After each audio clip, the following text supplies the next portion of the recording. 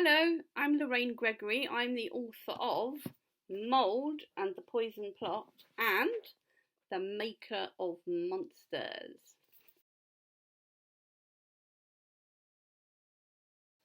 In my book, Mould and the Poison Plot, my character Mould speaks in a dialect, and I know that a lot of people don't like. Some people don't like dialects, and to be honest, I was very worried that I didn't think I would get published because I'd written in this quite unusual style, especially in children's books. You do see it sometimes more in adults, but children's books tends to be an idea that it's more difficult for children to read when there's a dialect, that for them to get to grasp it can be more difficult, and so you didn't see much of them, certainly not when I was first published in 2017. But it's kind of the way it came out in my head. That was his voice. It was his voice from the very beginning. I didn't write it and then go, oh, I know, I'll give him a dialect. It was how I heard him speak in my head, and it was so much part of Mould and his entire character that he spoke like this, that's just how I wrote it, and that's just what it was. And then I kind of worried about it later, and I thought, oh, I'm not sure if this is going to work, but I loved it. It felt very strong to me, and so I sent it off to Golden Egg, and I was a bit worried they're going to come back and say, look, you're going to have to change all of this, but they didn't. They didn't even mention it. And then actually I found that the dialect was one of the things that made it stand out, that made people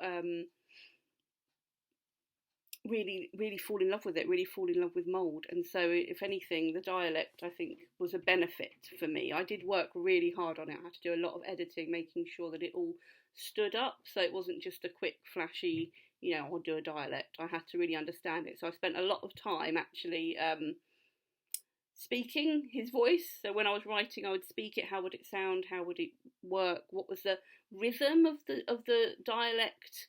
How would he say different things, all of that type of things. And it all kind of was part of crafting Mould as a character. But yes, it is a dialect. And I know some people possibly might not like it because of that. But again, other people I know love it. And what I found is that when schools are reading it in different parts of the country, they do the dialect in their own accent. So whether they're from Wales or Scotland or Cornwall, they're doing the dialect in that voice, and that works for them. And so it's wonderful when you see your world and your characters become alive in slightly different ways than you ever imagined. For me, it was always more of a Cockney because I live near London, and that was more common for me, is more what I understood. But it's wonderful to hear it in other voices as well. It was, I believe, more difficult to sell overseas, and it hasn't had any overseas rights sold. And I kind of knew that when I was going in, that it would be very difficult to translate, and it is a shame. And I think you do have to understand that sometimes being different will limit you a little bit, but I felt like I had to stay true to the story, and that was more important to me than to maybe sell worldwide rights, which obviously would be lovely. But for me, it's always been writing what you love rather than writing what will sell. But you do need to bear those things in mind, obviously, for a career, because it's good to sell overseas if you can. It's so weird, isn't it? I think ideas are constantly there. They're constantly coming at you. I get ideas mainly when I'm in the bath, I think, because I'm not thinking of anything else. The idea for Mould came to me when my son was much younger, and I was telling him to tidy up his toys, which he'd left all over the house. And I was kind of telling him to put them away, or I was going to put them all in the bin. And then I said, actually, maybe I'll just put you in the bin, and that would be easier. And then I said, because I'm a lovely mum, I said, but the bin men probably wouldn't want you either. And that's when I got this flash of inspiration, I suppose. Literally, I just saw this baby in a bin in my head, and suddenly there are all these questions about, why was he in the bin? Who put him in the bin? What happened to him? What happened to this baby in the bin? And I stopped moaning at my son and started thinking and planning out this whole story. And within a day or so, I had like my basic plot all there, just about this baby in the bin. And it was just literally out of nowhere. With the maker of Monsters, I was actually inspired by a Scooby competition. Scooby is the Society for Children's Book Writers and Illustrators, which I'm a member of, and they used to do monthly competitions where you would have like an agent or an editor would give some sort of starter for you to, and that month the starter was to write a story based on Frankenstein, and I don't know why, but that came really quick to me too. I just thought, oh, Frankenstein, I'm doing Frankenstein, but I'm doing a child story, then it's obviously going to have to be about a child. What would the child be in this story? And obviously it was the assistant. So in The Maker of Monsters, Brat is the assistant to a crazed scientist who is creating monsters out of different creatures, and he's chopping them up and stitching them together in different ways to create these vile and terrible war creatures, so that he can get revenge. And it's Brat's job to look after them all. It's a terrible job. And yeah, so that came from that. But I think it's all around you all the time, and then I kind of build on it with things that I've read, places that I've been, things that I've seen. Inspiration is everywhere, and I've read a lot of fantasy. I've seen a lot of films. All of those things, they kind of all in a melting pot in your brain, and then when you need them, I think they kind of sort of like ooze out of the mulch, and like you're like, oh yes, okay, I could do that. And I really do just love making things up, and I always have done. And with my imagination, it leads to a lot of daydreaming and thinking, and but they're all out there, all the ideas. Well, there is this specific thing that they call second novelitis. The second book is much harder. I found it much harder, for lots of reasons. Partly, with your first book, you spent years, writing it and getting it ready and getting it perfect. And obviously, I had it edited through Golden Egg and all sorts of things. So when it went to OUP, who are my publishers, it was all perfectly done and ready and everything, and so it needed obviously more editing with a publisher, but it was mainly there was nothing sort of structural that I needed to do. It was sort of detail and character and things like that. So with the second book, obviously, it was harder because I wasn't writing a sequel, so I didn't have something to build on. I had to come up with a completely new world, a completely new story, and they want it similar so it will appeal to the fans of your first book, but they also want it different and standalone.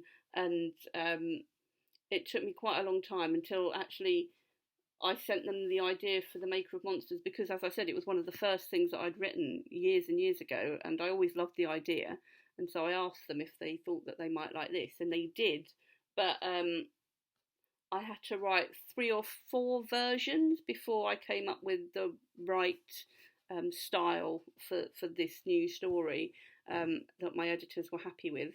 And then even after that point, I still at one point threw away half the book, and I just couldn't find my way through it. It felt very difficult to me, and it was really hard. And then I think partly for me as well, I was writing and editing The Maker of Monsters when my dad was really ill, and he died sadly a couple of months before it was finally published. And so that was really hard. I was writing through a lot of personal issues as well. In some ways, I think you can find a lot of them in the story. There is some sadness in there, and there is some moments of quite, deep sadness, really. Sad bits, I'm afraid.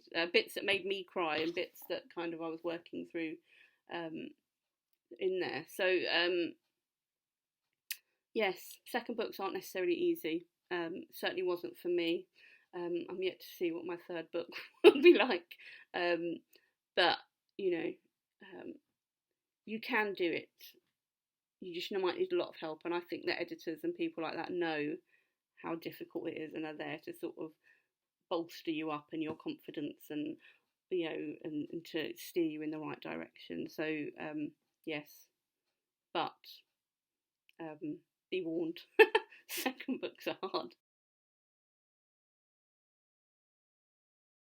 Well, I think, you know, so much of it sort of just goes into your brain that you're kind of using all the time. But things like one of the big things I think I learned through Golden Egg was that it's okay to not be writing all the time. That actually you're better off letting your brain process things on its own in its own time. That you can't force it. I used to have, before Golden Egg, when first started writing, you know, I would just write and write and write and write and write. And if I was stuck, I would just think and think and think and then write and write and write and write. And then I was making, you know, it was going in the wrong direction all the time because I was never giving myself any time to really consider the options. I just wanted to get it done. I didn't have any patience. I was just rushing. And I think Imogen talks a lot about latent processing and about just letting your brain do its job. And if you're stuck, just step away. And I do that all the time now. And my books might take a bit longer, but it's less stressful.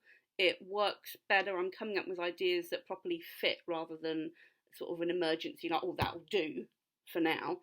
So I'm, you know, it helps me. And also I think it just gives you that bit more trust in your own brain and in your own mind and in your own imagination and skills, that if you just leave it, you know, things will come to you. Your brain is working all the time, whether you're completely thinking about it at a time or not. And also, you know, that means that you don't quite so hard on yourself. You know, you're thinking, oh, well, all right, I'm going to take a break and go for a walk, whatever, but I'm still working. You know, if I'm sitting in front of the TV watching something pointless, then that's okay because my brain is still working behind the scenes and I'm just giving it a bit of respite. So I always use that in my books, in my writing as a whole. And also I think lots of things about structure and about understanding how that works and kind of the building blocks of editing, you know, like when you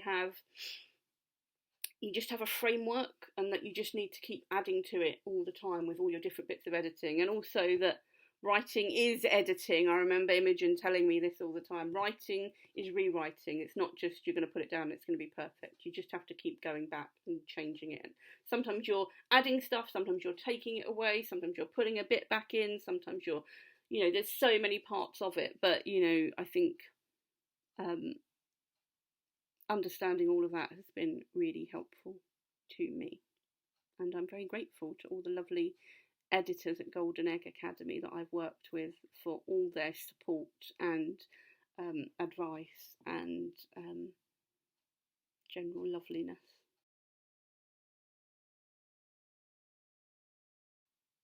I think probably in one or two words I would say that the Golden Egg Academy is full of friendship, fun and fabulous bookish world that has been wonderful to be a part of.